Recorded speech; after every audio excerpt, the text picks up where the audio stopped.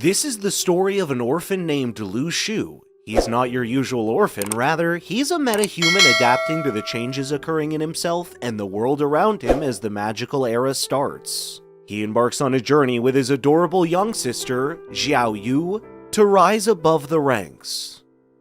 Episode 1.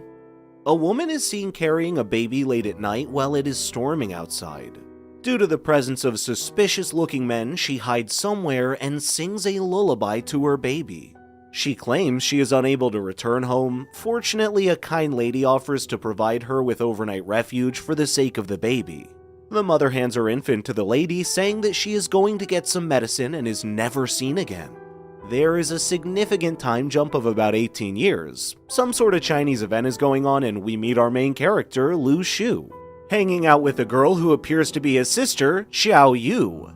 They both leave to see a show. Lu Shu makes his way to the front where he miraculously absorbs the performer's fire. He briefly teleports to another realm and then returns. No one appears to have noticed anything.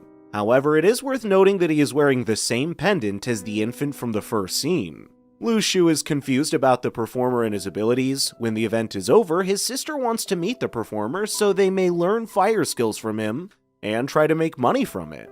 They sneak behind the scenes and observe a crime scene. A tranquilizer is fired at the performer. Lu Shu and his sister panic and are apprehended. The agents explain that the act was unapproved, which is why they are interrogating the performer, but Lu Shu is skeptical. He makes the typical, quote, "We were looking for the restroom" excuse, and the agents let them leave. As soon as they go outside, they are approached by a mystery person named Zhe Wei, who inquires about what happened backstage. Lu Shu ignores him while walking past him as if he doesn't exist. He examines the entire incident and comes to the conclusion that the fireman was using powers, which enraged a certain group. Lu Shu wants to figure out what's going on, but his line of thought is interrupted by Xiaoyu. She apparently escaped from an orphanage and is now living with Lu Shu, so they are not related. According to the news, people with superpowers are appearing everywhere. Meanwhile, Lu Shu walks outside to grab some instant noodles for a whining Xiaoyu. On his way, he recalls his days in the orphanage when Xiaoyu was always there for him. Preoccupied with his thoughts, he gets run over by the truck and bleeds on the road while his mother's lullabies start playing in the background. His body levitates in the air while his necklace illuminates. A surge of power travels through his entire body, and he awakens as if nothing had occurred. He feels no pain and wonders whether he has gained superpowers or something. He then casually goes into the grocery store with his face covered in blood, and he discovers that every time he instills unpleasant feelings in the other person, his score rises as if he were playing an RPG. He gives the noodle to Xiaoyu and heads to the shower. A menu page appears before his eyes and takes him to a different universe where the lullaby starts playing again. He realizes he has really hit the jackpot. Later that night, he learns that someone ignited a fire in the city center. He leaves the house on instinct and encounters some men in black. However, he is afraid because now that he has abilities, he knows he is on their radar as well. Episode 2. Fortunately, he is smart enough to know how to put on a dumb face. His excuse works just like the last time. Once home, Lu Shu wonders why his instincts led him to the rooftop where those guys were headed, as if he can feel them. Back home, Xiaoyu refuses to believe that Lu Shu has any superpowers. In his room, he wonders why he has no proof of his power. From the scores he had gathered so far, he buys another item that looks like some sort of spiritual energy. He eats it, gets teleported into another universe like usual, and returns with a new ability unlocked. He tests it out and realizes that he can lift his entire bed with just one hand, which makes him determined to earn more points. The next day, Lu Shu sells eggs to make money. Some of his classmates arrive to nag him about having to work to survive. However, Lu Shu has become an expert in annoying others. This is when he sees a girl named Chao, who makes his heart skip a beat. In the classroom, everyone is talking about people with superpowers. Lu Shu learns that there are some ranks for these awakened people, and currently Lu Shu is at rank F. However, he couldn't care less about ranks as long as he can make more points. Suddenly they hear the news that a boy from 7th grade, Li Qi, has unlocked superpowers. He had a fight with a teacher, and now he's on the roof threatening to push a faculty member down. Owing to his smart and quick thinking, Lu Shu distracts Li Qi while the police rescued the poor staff member. Back in class, Lu Shu is forced to give a blood sample along with everyone else, and he is not sure what purpose it serves. The next day in school, we find out that blood samples were taken to identify who the awakened students are. They will be provided a special classroom and a special teacher who turns out to be the same agent who tranquilized the fireboy. The name of the students are revealed, and everyone is shocked to find out Lu Shu's name is on it.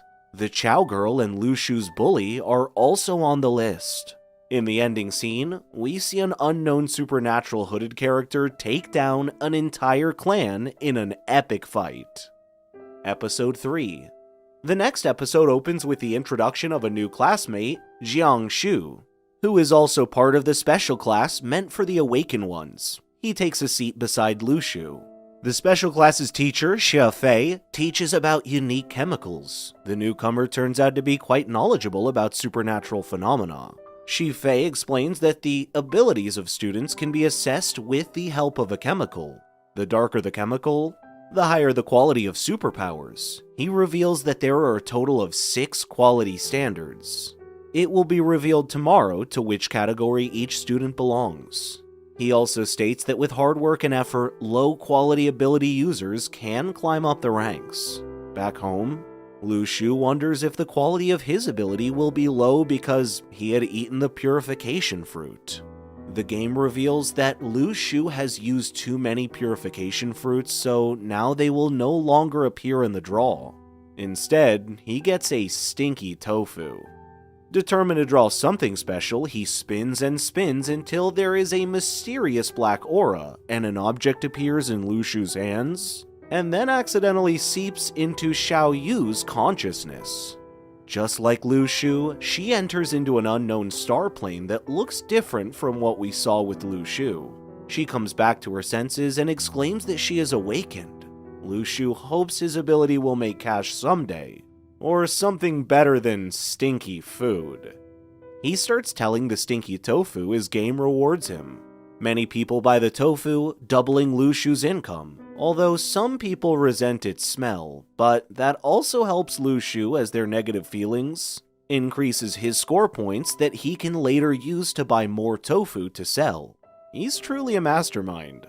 He enjoys the next couple of weeks enjoying his business success. One day, he enters his star plane again and somehow summons a magical sword and brings it to the real world.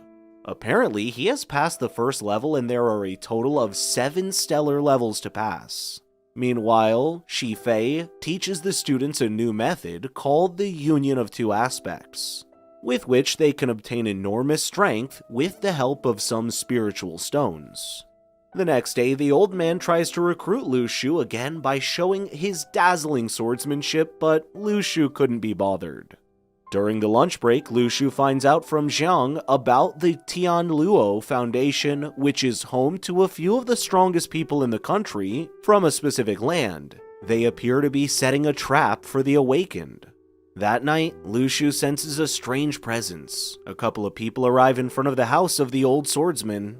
A boy enters the house, and it seems like he's a part of the Tianluo Di Wang organization and wishes to recruit the old man due to his splendid talent. The old man calmly declines the offer, calling Tianluo just a bunch of conquerors. At this response, the boy leaves with a clear threat. When he leaves, he catches Lu Shu peeping from the window, but chooses to ignore it. After realizing that the old man has relations with some of the really strong men, Lu Shu agrees to train with him. They both surprisingly get along quickly. Episode 4. The next day, everyone finds out that more awakened individuals are ganging up to commit crimes. Lu Shu tries taking quick glimpses at Chow, who has become the popular girl, even in the special class due to her high-quality abilities. The old man agrees to tutor Xiaoyu if Lu Shu trains under him. He brings some weights that Lu Shu must wear from now on to start his proper training. Lu Shu questions that since one of the magical techniques of the Dao Yang class can directly increase strength, then how come he has to train this much? The old man states that the person who created these techniques is known as Shi Shu Jin. He is an expert in the knowledge of superpowers, while Lu Shu zones out wondering about the identity of Shi Shu Jin. The old man states that when it comes to learning swordsmanship, he can't look for quick shortcuts. He commands Lu Shu to put on the lightest weights of 300 kilos. Lu Shu tosses the weights in the air, commenting that these are too lightweight. In response to the shocked expression on the old man's face, Lu Shu reveals that he has already awakened. The old man thinks for a while, and then grabs a paper from the table. He uses his superpowers on the paper, and turns it into something sharper than a sword. The energy from this paper cuts down an entire wall. He then asks Lu Shu to do the same air attack on his own using all his might. Lu Shu musters up all his strength, but fails multiple times. He trains until he gets it right. At the end of the training day, the old man tries to get a promise from Lu Shu that if he ever gains enormous strength, he will take responsibility for it and use it for the greater good. Lu Shu refuses and states that his only responsibility is to survive and look after Xiaoyu. The old man tells him to think again. However, we get an insight into the personality of Lu Shu. Despite all the hardships in his childhood, he has never been unhappy, he just doesn't want more responsibilities. The next day, in Lu Shu's absence, a mysterious man arrives. He's the same powerful guy that the old man had mentioned to Lu Shu during the training. Shi Shu Jin, Xiaoyu says something dumb that annoys the uninvited guest. Lu Shu notices that his score is increased since his star plane is connected with her. He starts running home sensing danger. Shu Jin comments that Lu Shu is too weak to be the old man's disciple. Shi Shu Jin then calmly and politely reminds the old man of Tian Luo's offer for him to join the organization before leaving. Later, the old man asks Lu Shu to check his power level again and hands him the chemical needed. Lu Shu runs the tests and finds out that his power level color is not on the instruction list. All Lu Shu knows is that it represents his star plane color. He tells the old man he is still on the low level and tries to discard the test results. At night, he passes the second stellar level and unlocks Ultra Defense, whereas Xiaoyu passes the first stellar level, although her star plane almost takes over her. It is revealed that she can summon dead animals with her superpowers. While they are enjoying dinner, the three bandits start wreaking havoc again, and Lu Shu and Xiaoyu leave the house to inspect the matter. Episode 5. They witness a group of 3 awakened criminals diligently fighting off some members of the Tian Luo organization. The latter succeeds in cornering the criminals, and soon the police arrive. Realizing the danger of the situation, Lu Shu sends Xiaoyu back home. He then enters the crime scene under some veil and observes the bulky leader of the criminals literally dragging his gang members out to escape. However, a member of Tian Luo uses a blood spell to render him motionless, but it's of no use. Soon Lu Shu gets caught in the crossfire and finds himself confronting the bulky dude. He summons that sword from his star plane and effortlessly crushes the bones of the latter, killing him as a result. Later that night, he takes Xiaoyu out to test her powers, and she manages to capture energy from the same dead culprit. Meanwhile, Tian Luo has arranged a meeting to find out Lu Shu's identity. They claim that he is at least sea level, therefore taking him in is the utmost priority where he may be. Little do they know that this sea level awakened expert is selling stinky tofus and earning points by getting on people's nerves. Episode 6. Xiaoyu randomly wakes up one night and materializes the energy of the culprit into an actual figure, scaring Lu Shu. She claims that not only can she control his body, but she can also see his memories. Apparently, before dying, he had hidden a huge sum of money in the nearby mountains, and Xiaoyu wants to go look for it. Lu Shu refuses to go along with her plan. She tries to emotionally manipulate him, but fails. At school, Lu Shu finds out that the Spirit Stones have arrived and their director is getting replaced. It appears that the new director is a B-level Tianluo member, Director Li, and Lu Shu recognizes him. The former also senses something in the crowd but chooses to ignore it. He then has a meeting with the awakened students to remind them of their responsibilities in the future and the spiritual stones. After that, he gives them the example of the mysterious guy who killed a D-level criminal, not knowing the guy is right in front of him. Later, Lu Shu receives 2 spiritual stones and plans on selling them. Director Li meets the old man because he thinks the mysterious C-level guy is from his association because he can wield a sword. He warns them of some skeletons that have resurrected out of nowhere from the ruins. Episode 7. The awakened students are called by the school to visit the ruins and inspect the situation, which will give them experience. Lu Shu trains in his star plane at night while annoying others during the day. Eventually, his class rep challenges him to arm wrestle but easily loses. Mist starts appearing from the mountaintops, indicating the arrival of skeletons. However, it is revealed that if someone obtains an object called the Eye Matrix, the skeleton will disappear. Everyone starts running downhill, where Lu Shu and Jiang Shu get separated. In the middle of the chaos, only Lu Shu has the guts to stand on his feet and slash the skeletons. He tells them to get out of his landscape as soon as possible and stays behind to deal with the monsters. Episode 8. While eliminating the targets left and right, Lu Shu comes across a flare that was shot down by a foreign student who Lu Shu believes is a spy. It is revealed that his suspicions are true, and the spy is here to plunder the treasures from the ruin. However, soon they get attacked by a herd of skeletons and they both start running for their lives. Lu Shu still manages to annoy the spy just to earn some points. They escape but find it hard to trust each other. The spy looks for opportunities to run away unnoticed, but Lu Shu doesn't let him. While replenishing his energy by eating food from the gacha game, he offers the rotten soup to the spy kid, which acts as the last nail in the coffin, and an epic duel begins. Unexpectedly, Lu Shu uses an attack he has never used before, and the spy kid starts bleeding. He then leaves and wanders the ruins for days, comes across fruits that he stores for later, and fights off beasts of the night. He runs until he reunites with the other students, who refer to him as their master, as he is the strongest.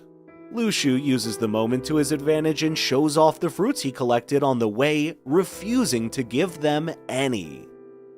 Episode 9. Lu Shu leaves in search of the Eye Matrix and comes across a skeleton on a horse. He fights with it barehanded and manages to steal its long spear. Meanwhile, Tianluo spots a caravan of skeletons. They conclude that killing their leader will mess up the enemy, but their leader seems to have lost its weapon, which Lu Shu had stolen. Tianluo struggles in devising a strategy, and that's when Lu Shu arrives, carrying the spear, shocking everyone. He steals more of their weapons as if it were some walk in the park. Tianluo considers making him join their organization. Episode 10. Being as greedy as he is, Lu Shu starts selling weapons for cash and jewelry. Later that night, they encounter mysterious creatures that resemble dark energy, and trigger the sword inside Lu Shu's realm, but he is unable to pull it out. The squad finally makes it to the core of the ruins, and Lu Shu meets the organization's leader, who appears to easily summon his sword that could cause blood loss to an average person. Soon, Director Li arrives with fruits for everyone. They plan on exploring the trench in the core the next morning, but that night, a group of spies departs to find the Eye Matrix themselves. Episode 11. All the ruckus causes Director Li to demonstrate his true strength, much to Lu Shu's shock. The former claims that it was all part of his plan to expose the spies. They all then travel underground to find the Eye Matrix before the enemy does. However, when they reach the bottom, all spies appear to have died. That's when the same dark energy forms from earlier attacks them again. It is revealed that the spies transferred their soul and energies to one person who is now astronomically strong and invisible. Apparently only Lu Shu can figure out his location. More creatures attack and Lu Shu escapes. The ghost spy tries to attack him, but the energies Lu Shu absorbed earlier counterattack. Episode 12. While everyone is busy fighting, Lu Shu steals more weapons. He's about to touch a special seal when a skeleton tries to stop him. As soon as he touches it, everyone turns to dust and gets revived back to Earth. However, there is no sign of Lu Shu and his classmates, including the bully, almost start mourning his death, but then he walks in laid in dazzling jewelry. He goes home to make up with Xiaoyu and inspects the seal he had taken from the realm. Meanwhile, Tianlu can't figure out who stole the eye matrix, aka the seal. They also intend on recruiting Lu Shu and Chao due to their splendid performance. Now that the world has finally returned to normal, Lu Shu plans on buying a house for Xiaoyu, because that's something they have always dreamt of having since their days in an orphanage. That's all for this video. Please make sure to drop a like, subscribe, and turn on notifications for more recaps on all your favorite anime shows. You don't want to miss out. Thanks for watching, and goodbye.